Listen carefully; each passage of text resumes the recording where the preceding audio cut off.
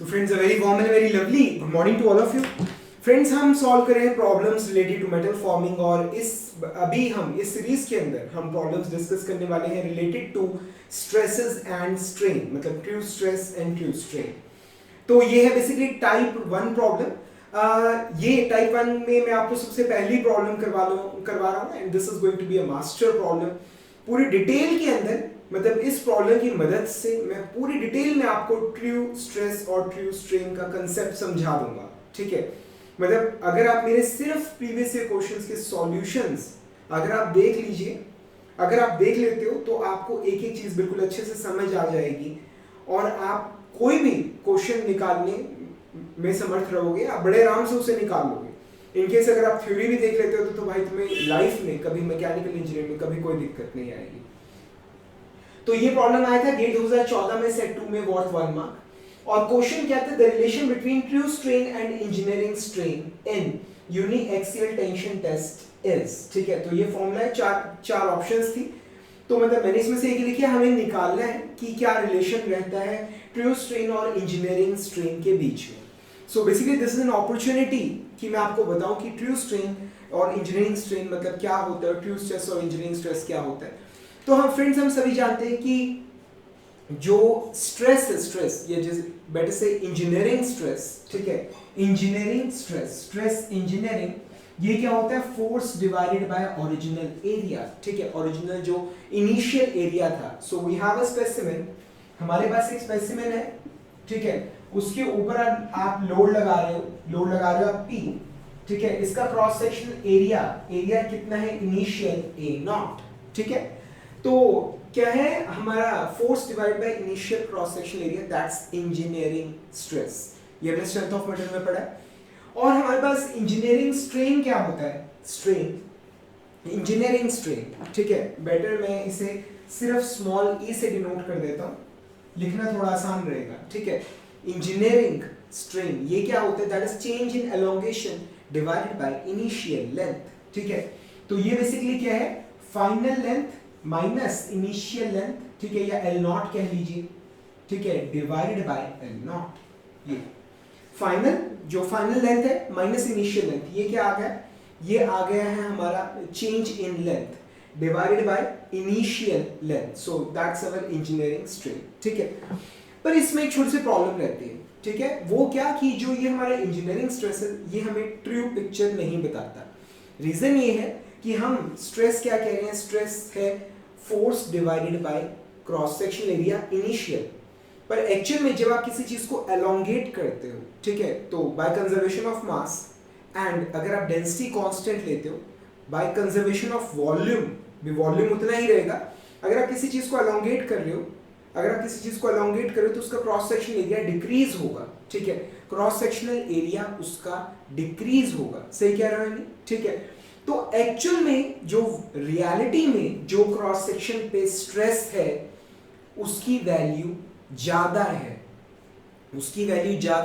ठीक है, क्यों? क्योंकि लेंथ बढ़ गई है, क्रॉस सेक्शनल एरिया डिक्रीज हो गया, क्रॉस सेक्शनल एरिया पहले से कम हो गया, पर हम अभी भी ज्यादा वाली वैल्यू लेके चल रहे हैं, इनिशियल वाली वैल्यू लेके चल रहे हैं।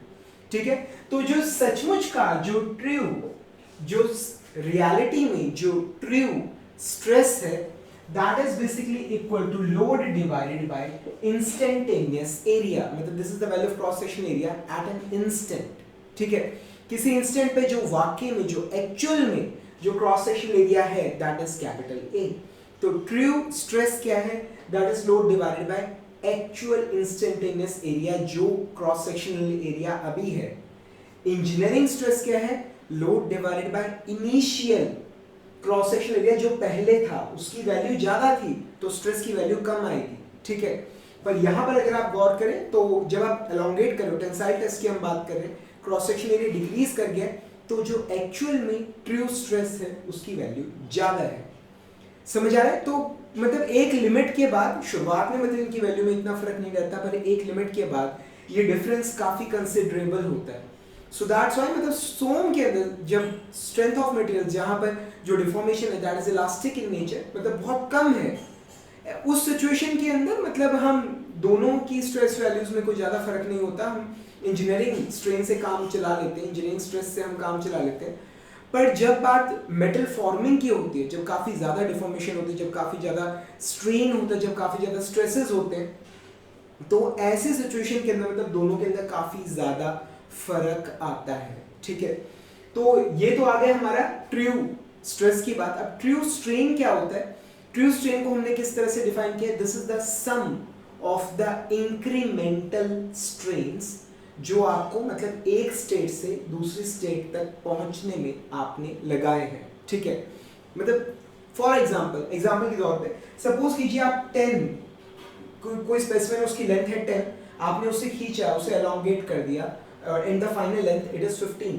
ठीक है, 15 या 15 ले लीजिए, हाँ 15 ले लीजिए, चलिए ठीक है।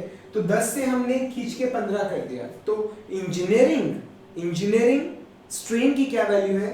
That is 15 minus 10 divided by 10, मतलब final length minus initial length, that's change in length divided by original length. ये चीज आपको समझ आ रही है? Initial length, sorry. ठीक है, सो दिस ये क्या है? ये है हमारा इंजीनियरिंग स्ट्रेन। पर ट्रू स्ट्रेन क्या कहता है? दिस इज द सम मतलब जोड़। ठीक है, this is the sum of incremental strains, जो थोड़े थोड़े स्ट्रेन आप दे रहे हो एक स्टेट से दूसरी स्टेट तक पहुंचने में। समझ आ रहा है? मतलब फॉर एग्जांपल, मतलब आप लोगों को समझाने के लिए सपोज कीजिए मैं 10 से गया 11 पर, मैंने 10 से लेंथ 10 है, उसको खींच के मैंने 11 किया, फिर मैंने उसको खींच के 12 किया, फिर मैंने उसको खींच के 13 किया, लाइक दैट, फिर 14 किया, फिर 15 किया, इस तरह से। ठीक है, तो 10 से गया मैं 11 में, 11 से 12 में, 12 से 13 में, 13 से 14 में, 14 से 15 में, इस तरह से। ठीक है, तो हर बार मैंने इंक्रीमेंटल स्ट्रेन्स, छोटे छोटे स्ट्रेन्स मैंने कितने लिए? अब यहाँ पर change in length 1, original length कितनी थी? 10, मतलब इनिशियल लेंथ। 11 से 12 में गया, ठीक है, तो चेंज इन लेंथ कितना हुआ? 1। ठीक है, और जब 11 से 12 में गया हूं, 11 टू 12 गया हूं, तो इनिशियल लेंथ कितना था? 11। ठीक है, अब 12 से 13 में गया हूं, तो चेंज इन लेंथ कितना है? 1। इनिशियल लेंथ कितनी है? That's 12 and so on. तो sum of all the incremental strains, that is our true strain. समझ आ रहा है आपको? तो इसका फॉर्मूला क्या है? इसका फॉर्मूला है डेल्टा एल, जो छोटा सा इंक्रीमेंट जो हमने दिया है, डिवाइडेड बाय एल, जो अभी की जो लेंथ है, अभी की जो लेंथ है। ठीक है, तो ये तो है delta L, this is divided by L. Delta L जो 11 से 12, यहाँ पे 11 से 12 में गए हो तो 1 का फर्क आया। ठीक है, और ये डिवाइडेड बाय अभी की जो लेंथ है 11, ये चीज 11 से 12, 12 से 13, 1 divided by 11, 1 divided by 12, 1 divided by 13, like that. ठीक है, तो इनका सम और जो जोड़ होता है, सम होता है, that is basically an integral. ठीक है, तो ये क्या होता है? Area under the curve, summation, integration. ठीक है, सबका जोड़ है ये। ठीक है ना, तो हम इसको जोड़ेंगे हम फ्रॉम इनिशियल स्टेज क्या थी हमारी? L0 to final stage, that is L। ये चीज समझ आ रही है आपको यहां तक? ठीक है, तो ये डेल्टा एल बाय एल, तो इसका इंटीग्रल क्या होता है? इसका इंटीग्रल होता है natural log of L from L0 initial length to final length. समझ आ रहा है आपको यहां तक? ठीक है, ठीक है, तो आइए इसे सॉल्व करते हैं। ये हम निकाल क्या रहे हैं? ये हम ट्रू स्ट्रेन की वैल्यू निकाल रहे हैं। ठीक है, तो ट्रू स्ट्रेन की वैल्यू क्या आ गई? वैल्यू पुट करते हैं हम। ठीक है, वैल्यू पुट करेंगे तो क्या आएगा? Natural log of L minus natural log of L0। ठीक है, हमने लिमिट्स पुट की है यहां पर। ठीक है, तो ये L log A minus log B, ये क्या है? log of A by B, so is equal to natural log of L divided by L0। ये L, ऊपर L क्या है? This is the final length जो हमें फाइनली मिल रही है। L0 is the initial length जहां से हमने शुरू किया था। समझ आ गया? ठीक है भाई, मैं ये कहता हूं कि तुम सिर्फ गेट प्रीवियस ईयर क्वेश्चंस कर लो, तुम्हें तुम्हारा मनचाहा रिजल्ट, मनचाहा रैंक, जो भी तुम चाहते हो एग्जाम के अंदर, वो तुम्हें मिल जाएगा। ठीक है, पर मतलब बहुत ही कम स्टूडेंट्स पूछते हैं कि सर मतलब उन क्वेश्चंस को किस लेवल तक करना है। ठीक है, कुछ नहीं, मतलब हाँ ये ऐसे हो जाएगा, कुछ करके देखते हैं, कुछ उन फॉर्मूलों को भी ड्राइव करते हैं और कुछ उन पूरे कंसेप्ट्स को बिल्कुल स्ट्रॉन्ग कर लेते हैं, उन्हें वो उन टॉपिक्स के अंदर मास्टरी कर लेते हैं। फिर जो वो मास्टरी करने वाले लोग होते हैं कि जो चीज़ पूछी जाएगी हम उसके अंदर मास्टरी कर लेते हैं, भाई उनका फाइनल सिलेक्शन होता है। ठीक है, समझ आ गए? तो भाई ये जो क्वेश्चंस हैं basically these are opportunities to learn. ठीक है, तो जितना हो सकेगा हम इन क्वेश्चंस को निचोड़ने की कोशिश करेंगे। ठीक है, समझ आ गई। तो ट्रू स्ट्रेन का फॉर्मूला क्या है, जो फाइनल लेंथ है, जो फाइनली जो हमें मिल रही है, डिवाइडेड बाय इनिशियल। यहां तक समझ आ गए, ठीक है, ओके। तो अब आपको engineering strain, true strain, engineering stress, true stress, सबका कांसेप्ट आपको क्लियर हो गया। अब हमें क्या है, अब हमें इन दोनों के बीच में रिलेशन निकालना है, and it is extremely simple. बच्चों का खेल है ये। कैसे, देखिए बड़ा सिंपल है। ट्रू स्ट्रेन का फॉर्मूला हमने निकाला, natural log of final length divide by initial length, ठीक है। अब इंजीनियरिंग स्ट्रेन क्या होता है, engineering strain that is final length L minus L not divided bye L not. ये क्या है हमारा इंजीनियरिंग स्ट्रेन। इंजीनियरिंग स्ट्रेन ये तो हमने सोम में पढ़ाई है। तो ये क्या आ गया, L by L not minus 1, ये आ गया, ठीक है। तो इससे L by L not, L by L not की वैल्यू क्या होती है, 1 को इधर ले आओ, 1 plus engineering strain, this is the formula, this is the formula, ठीक है। Final length divided by initial length, ठीक है, is equal to 1 plus engineering strain, ठीक है। तो यहां पर वैल्यू पुट कर देते हैं, यही तो हमें निकालना था, ठीक है। तो आइए यहां पर वैल्यू पुट करते हैं। वैसे मेरे को स्ट्रेसेस मिटाने नहीं चाहिए थे, मुझे अभी इनकी वैल्यू चाहिए, ठीक है। तो L बाय L नॉट की वैल्यू हमने निकाल ली है, final length bye initial length ये हमने निकाल लिया, 1 प्लस इंजीनियरिंग स्ट्रेन, इसकी वैल्यू ये है, ठीक है। तो ट्रू स्ट्रेन क्या हो गया, that is natural log of final length divided by initial length is equal to natural log of, इसकी वैल्यू पुट कर रहा हूं, 1 प्लस इंजीनियरिंग स्ट्रेन। समझ आ गया। So friends this is the formula जो हमें निकालना था। समझ आ गया, यहां तक आपको क्लियर हो गया, ठीक है। तो मेरे भाई सिर्फ हमें वही चीजें नहीं करनी जो हमें मतलब एग्जाम में पूछी गई ड्यूरिंग प्रैक्टिस, ठीक है। हमारा मकसद है कि उससे रिलेटेड जो भी कुछ हो सकता है वो हम समझ ले, ठीक है। तो अब जब हमने लगे हाथ, मतलब जब हमने इंजीनियरिंग स्ट्रेन और ट्रू स्ट्रेन के बीच में रिलेशन निकाल दिए, तो आइए हम लगे हाथ इंजीनियरिंग स्ट्रेस और ट्रू स्ट्रेस के बीच में भी रिलेशन निकाल लेते हैं। इट इज एक्सट्रीमली सिंपल, ये निकालना लिटरली बच्चों का खेल है, ठीक है। तो बेसिकली जो लोड आप अप्लाई कर रहे हो, ठीक है, that is equal to engineering stress multiplied by initial area. इसमें तो कोई दिक्कत नहीं है, तो हम हमेशा से यूज करते हैं, ठीक है। या फिर आप इसे कैसे लिख सकते हो, that is equal to true stress multiplied by true area या फाइनल एरिया या इंस्टेंटेनियस क्रॉस सेक्शनल एरिया, ये चीज, ठीक है। तो भाई लोड क्या है, स्ट्रेस इनटू एरिया। लोड क्या होता है, स्ट्रेस इनटू एरिया। अब चाहे इंजीनियरिंग स्ट्रेस ले लो और उसके साथ इनिशियल एरिया ले लो, ठीक है, या फिर चाहे ट्रू स्ट्रेस ले लो और उसके साथ इंस्टेंटेनियस अभी वाला फाइनल एरिया ले लो, जो तुम्हारी मर्जी है, ठीक है। तो बेसिकली क्या चीज है, क्या, तो इस हिसाब से ट्रू स्ट्रेस, इसकी वैल्यू क्या आ गई, sigma E A naught divided by A, ये चीज sigma E A naught divided by A, ठीक है। यहां तक समझ आ गए।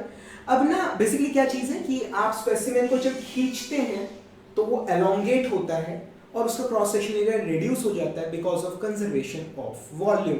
डेंसिटी हमने कांस्टेंट मानी है, ठीक है। तो बेसिकली हो क्या रहा है, क्या कि A initial A naught initial cross sectional area into initial length, ठीक है, ये आ गया इनिशियल वॉल्यूम, ये बराबर है फाइनल वॉल्यूम के, और वो क्या है, that is your final cross sectional area into final length. इसमें किसी को कोई दिक्कत नहीं है। तो मास कंजर्व रहेगा जब आप उसे एलोंगेट करोगे, अगर डेंसिटी कांस्टेंट मान लो तो वॉल्यूम कंजर्व रहेगा। इनिशियल वॉल्यूम क्या था, सिलेंडर का वॉल्यूम क्या होता है, cross sectional area into height. तो cross sectional area into height is equal to cross sectional area into height, ठीक है। तो इस हिसाब से क्या आ गया हमारे पास, ए नॉट डिवाइडेड बाय ए, ये बराबर हो गया L divided by L not के, ठीक है। और ये L बाय L नॉट, इसकी वैल्यू हमने निकाल रखी है, it is 1 plus E, 1 plus engineering strain, ठीक है। तो इसकी वैल्यू क्या है, ऑलरेडी 1 प्लस इंजीनियरिंग स्ट्रेन, ये चीज, ये यहां तक समझ आ रहा है, ठीक है। बहुत सारे क्वेश्चंस के अंदर मतलब ये इसी फॉर्मूला, ये जो फॉर्मूला आपको नजर आ रहा है, इसी से बात बन जाती है, ठीक है। तो ये यहां पर ये मैं वैल्यू लिख रहा हूं, engineering stress multiplied by A naught by A, ये बराबर है L बाय L नॉट के, और उसकी वैल्यू क्या है, 1 प्लस E, सो 1 प्लस E, ये चीज। तो ये हमने ट्रू, ये हमने वैल्यू निकाली, ये हमने फॉर्मूला निकाल लिया ट्रू स्ट्रेस का। समझ आ गया? ठीक है, तो हमने मतलब इस क्वेश्चन की मदद से इसे एज अ अपॉर्चुनिटी लेके हमने रिलेशन फाइंड आउट किया। सबसे पहले हमने समझा कि ट्रू स्ट्रेस और ट्रू स्ट्रेन क्या होता है, और फिर हमने रिलेशन फाइंड आउट किया between the true stress and engineering stress and true strain and engineering strain. और ये आपको न्यूमेरिकल्स में बहुत ज़्यादा चाहिए होगा, बहुत ज़्यादा आपकी मदद करेगा। ठीक है भाई, एक बात ध्यान रखना, जो भी क्वेश्चंस वगैरह मैं आपको सॉल्व करवाता हूँ, प्लीज़ मेक श्योर कि अगला क्वेश्चन देखने से पहले आप इन न्यूमेरिकल्स को खुद अपनी कॉपी पे करके देखिए, अपने आप को समझा के देखिए। दैट्स द ओनली वे, मतलब कि ये चीज़ें आप अच्छी तरह से समझ पाओगे। ठीक है, हम जल्दी मिलेंगे अगले प्रॉब्लम के अंदर, अगले लेक्चर के अंदर। तब तक के लिए friends, thank you much and wish you all the best.